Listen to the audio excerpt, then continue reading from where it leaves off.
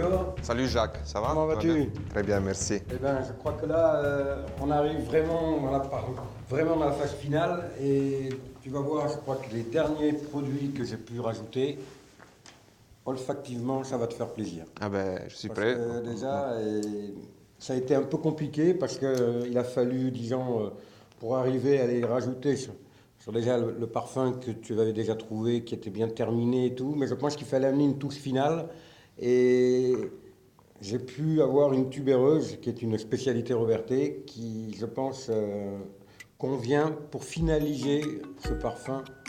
La maison qui m'a proposé, disons, de travailler pour ce parfum voulait au départ que j'utilise des matières premières, disons, les plus nobles en parfumerie.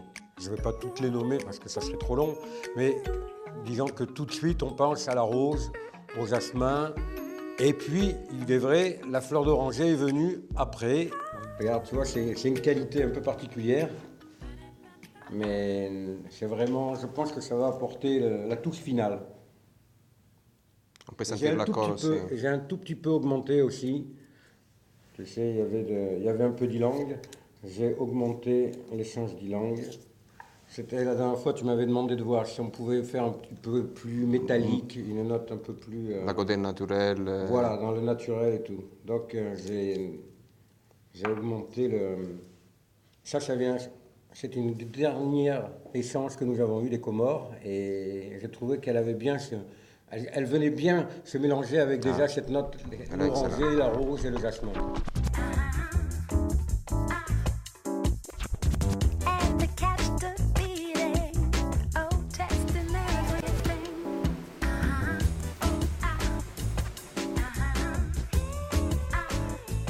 Il faut 330 kg de fleurs pour faire 1 kg de concrète, 660 kg de fleurs pour faire 1 kg d'absolu. 660 kg de fleurs, ça représente 6 600 000 fleurs.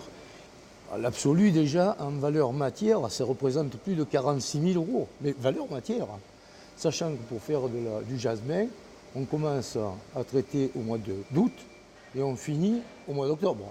C'est-à-dire qu'il faut du matériel qui va être immobilisé pendant des mois, du personnel, pour traiter des quantités qui sont quand même pas faramineuses. Elles sont importantes, mais c'est un produit de grand luxe. Ça, c'est de la parfumerie, vraiment la parfumerie de prestige. Et il fallait amener des nouveaux produits encore, mais il fallait amener de la qualité, comme c'est ce que tu m'as toujours demandé, quoi. Et ça, c'est l'accord final. Je pense que là, je peux aller jusqu'au bout.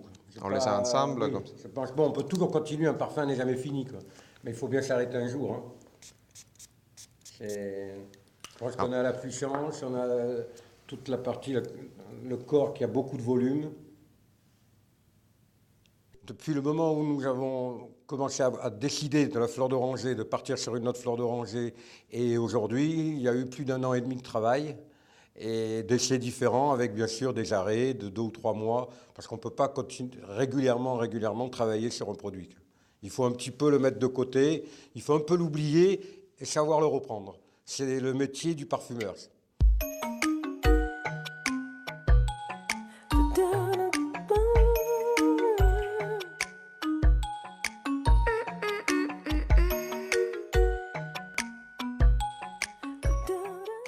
Et là, je pense que la signature, et là, vraiment, ces matières premières naturelles de haute qualité ont amené vraiment la signature qu'il manquait au début du projet. C'est un symbole. C'est un symbole. Grasse, c'est la capitale mondiale de la parfumerie. C'est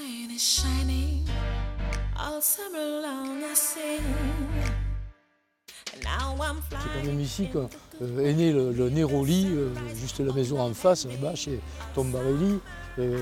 Chez Robertet, c'était un peu plus loin.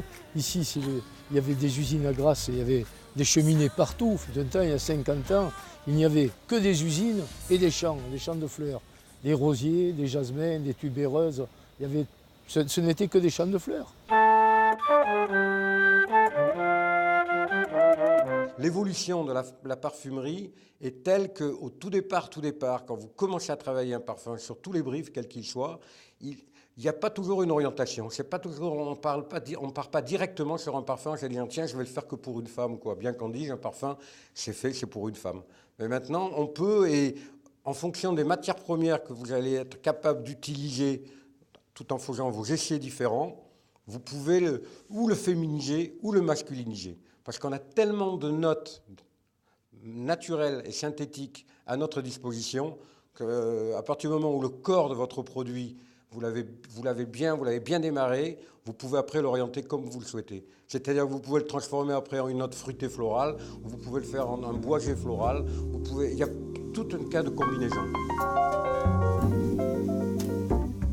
Jean-François Houbigant qui avait ouvert son magasin de parfumerie et de gants en rue Faubourg-Sartor-Doré. Donc c'était un parfumeur qui est passionné par les métiers des gants et à cette période-là, les gantiers, ils étaient aussi parfumeurs. Il a commencé à travailler sur les essences, à créer des compositions très appréciées dans tous les cours d'Europe.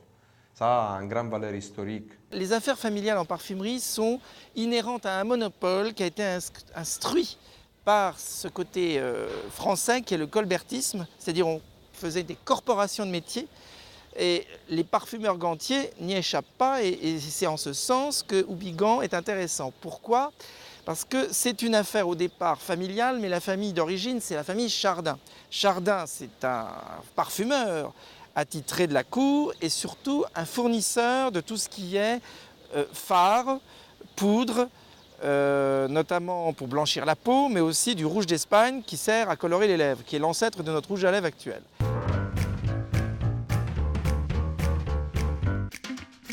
Et en fait, Houbigant était un des collaborateurs les plus importants de la maison et il a repris l'affaire Chardin à son nom.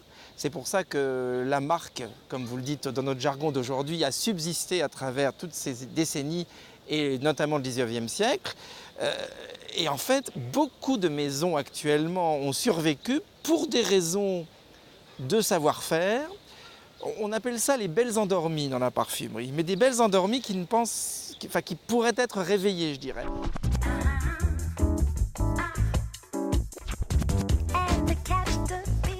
Alors là, on va procéder à plusieurs lavages de la fleur, au minimum 3 lavages, avec le solvant, pour extraire au maximum tout ce qui est odorant dans la fleur.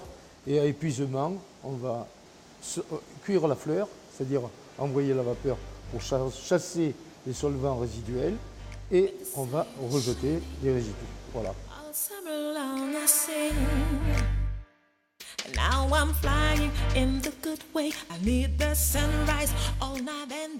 Donc on va traiter ce que l'on traite dans cette saison, à savoir le maté qui nous vient du Brésil, le fenugrec qui arrive d'Inde. Nous avons ici le gingembre, les racines de gingembre, les fèves tonka qui viennent du Venezuela. Là. Ici, nous avons de la menthe qui vient d'Égypte, des racines, des rhizomes d'iris Maroc.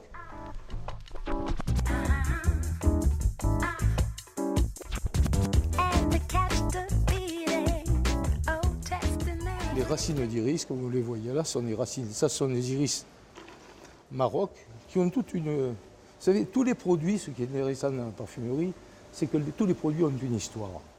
Au contraire du 19e siècle, le 18e siècle est très aguichant, très libertin, très coquin, et le parfum est un jeu. Là, il y a vraiment un jeu de séduction qui est réservé à une certaine élite, en fait. C'est pas comme aujourd'hui où tout le monde peut porter un parfum.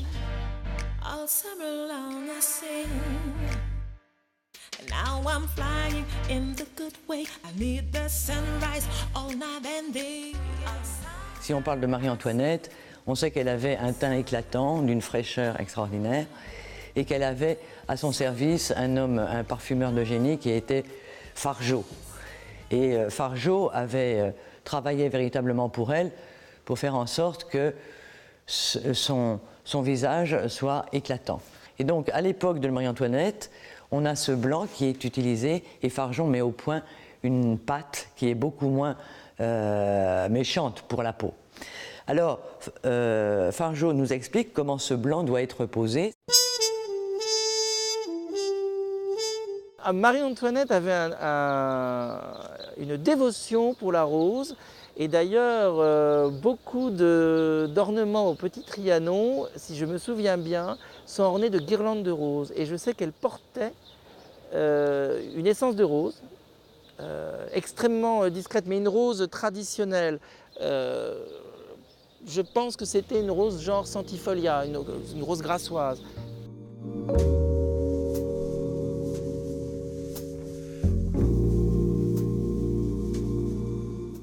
Oh, la cour de Versailles, on remonte au fin 17e, début 18e, et puis tout le 18e avec Louis XV, Louis XVI. Le parfum était omniprésent dans cette période-là, car on avait très peur de l'eau.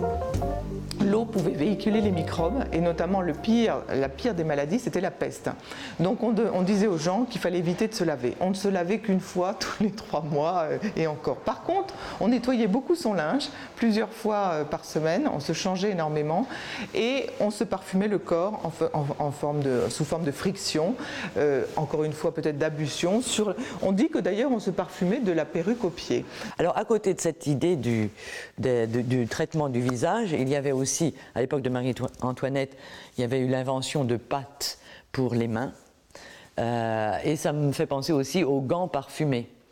Et si on passe de la beauté au parfum, on sait que Versailles a une très mauvaise réputation en ce qui concerne les odeurs, assez justifiée aussi par le fait qu'il y avait effectivement des latrines ici et là, mais il y avait aussi des odeurs, parce qu'elles étaient souvent pas en bon fonctionnement.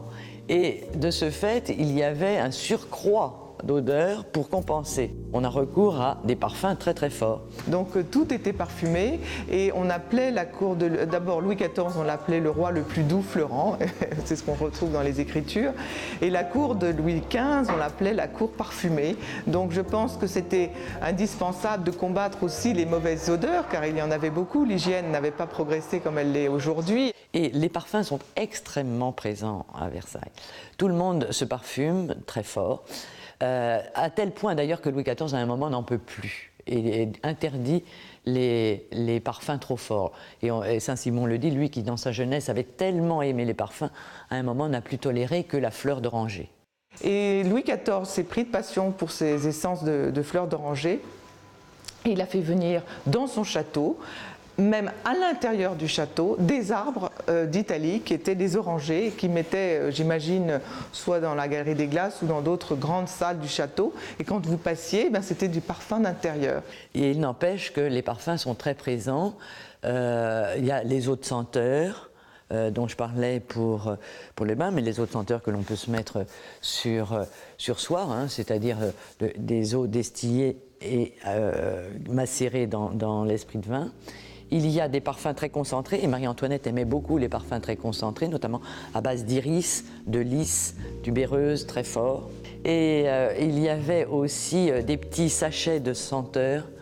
Il y avait des pots pourris, qui avaient c'était des vases, quelquefois de très beaux vases de porcelaine de Sèvres, dans lesquels on mettait des pétales de rose, des pétales, donc qui donnaient de l'odeur. Il y avait des pastilles que l'on brûlait. Il y avait toute une panoplie pour aller contre les mauvaises odeurs. Et par exemple, Louis XIV, qui lui avait une haleine désagréable parce que on ne l'avait pas épargné, et donc il avait des dents gâtées, mais aussi un morceau de palais qui avait été enlevé, suçait tout le temps des pastilles de cannelle, justement pour enlever cette odeur. Donc on était très très sensible à l'odeur, mais c'était des odeurs très très fortes. Nous vivons dans un monde totalement aseptisé dans les odeurs. Là, il y avait des odeurs de toutes sortes.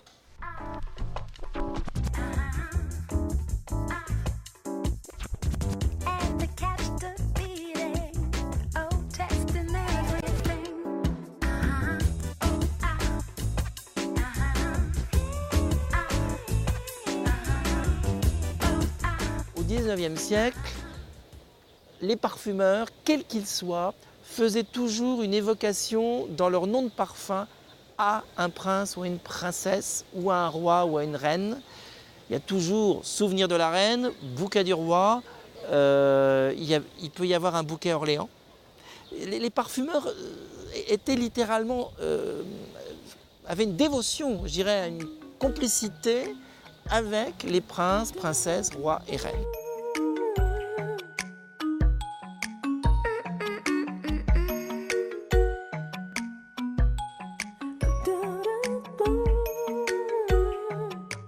Ici, à l'Osmothèque, nous représentons en fait tout le patrimoine de la profession.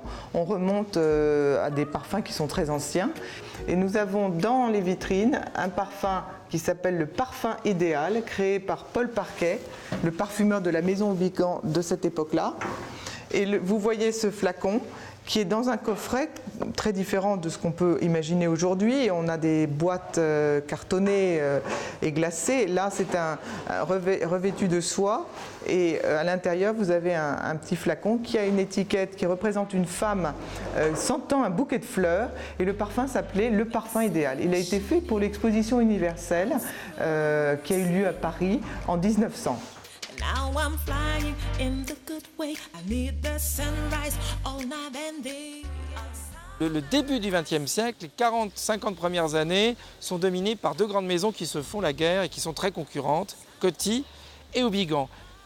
La seule chose que Coty, il faut quand même lui reconnaître quelque chose, c'est que Coty a été un génie au niveau de l'emballage, puisque c'est grâce à lui que la révolution de l'art de la présentation en parfumerie, du flaconnage de luxe, a pu exploser, notamment avec René Lalique.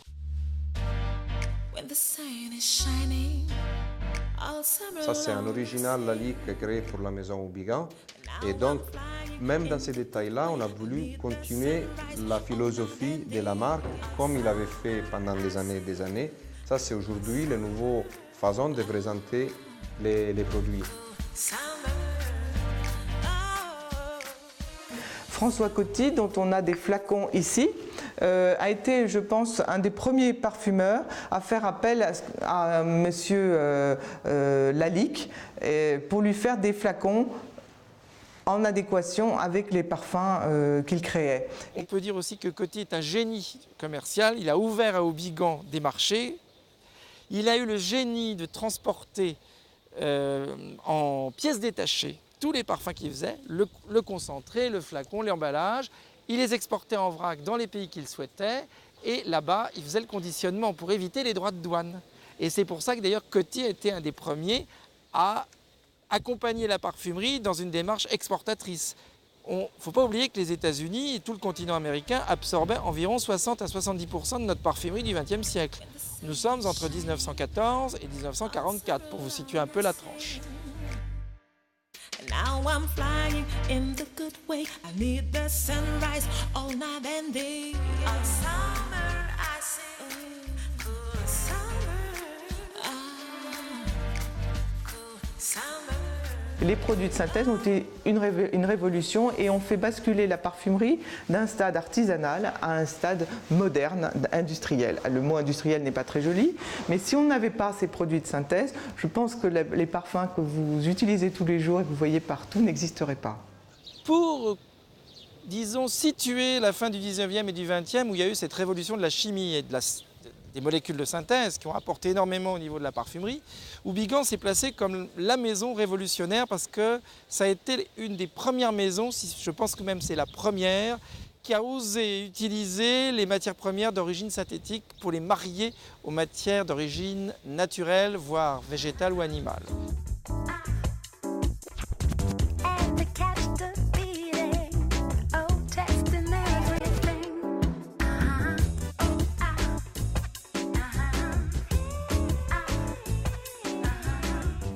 Non, on ne sait pas fabriquer toutes les odeurs, premièrement.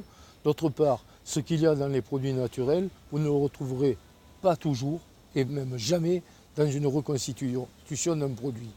Quand vous prenez une huile essentielle de vétiver avec ses centaines de constituants, vous pouvez reprendre tous les produits. Il y en a d'ailleurs qui sont inconnus encore, parce que même les bases de données ne sont pas complètes. Mais vous n'arriverez jamais à tout mettre. Et puis, il y a une harmonie dans les produits de la nature que vous ne trouvez pas lorsque vous faites des produits synthétiques.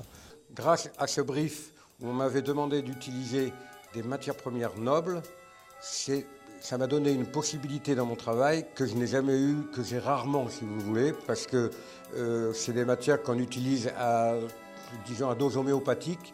Et là, j'ai pu m'exprimer pleinement et Au lieu de pouvoir en utiliser peut-être une ou deux, j'en ai utilisé plus de 7 ou 8.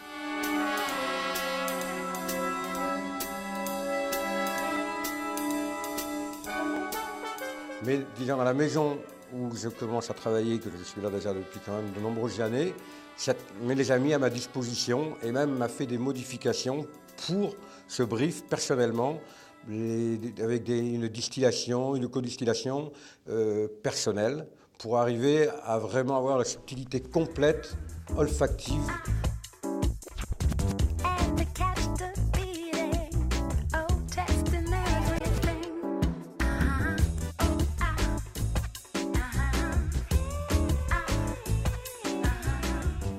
Et on est en train de regarder les vrais hors de grâce, les jasmins des pays.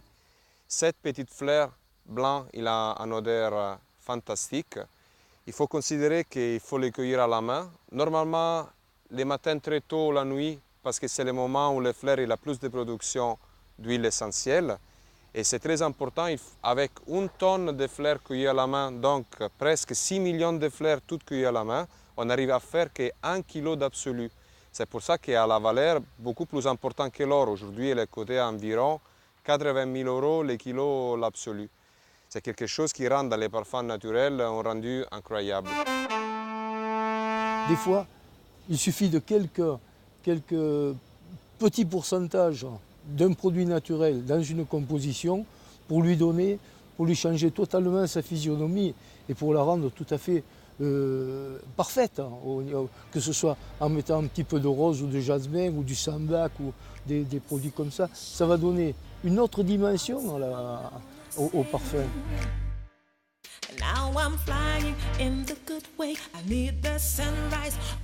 Aujourd'hui, ici, on a un fleur prêt à être cueilli pour les transformer en parfum. Et ici, on a un bourgeon que demain, il va être prêt aussi pour être pris, cueilli à la main et amené dans les zones de transformation. Les jasmins, c'est une fleur blanche et comme tous les fleurs blanches, ils ont la caractéristique d'avoir une odeur qu'on considère très sensuelle parce qu'il est très sucré et la caractéristique des fleurs blanches, c'est d'attirer les insectes par leur odeur et pas par leur couleur. Souvent, il y a des insectes qui sont attirés par les jaunes, les bleus, les rouges, pas par les blancs. Donc les fleurs blanches, ils vont sortir leur senteur surtout la nuit, comme ça qu'ils n'ont pas la compétition des autres fleurs par la couleur. Et surtout, les fleurs, les insectes ils seront attirés par leur odeur très forte, très sensuelle, très sucrée, qui nous attire aussi autant dans les compositions à base de fleurs blanches, comme la fleur d'oranger, les jasmins ou l'ilang-ilang.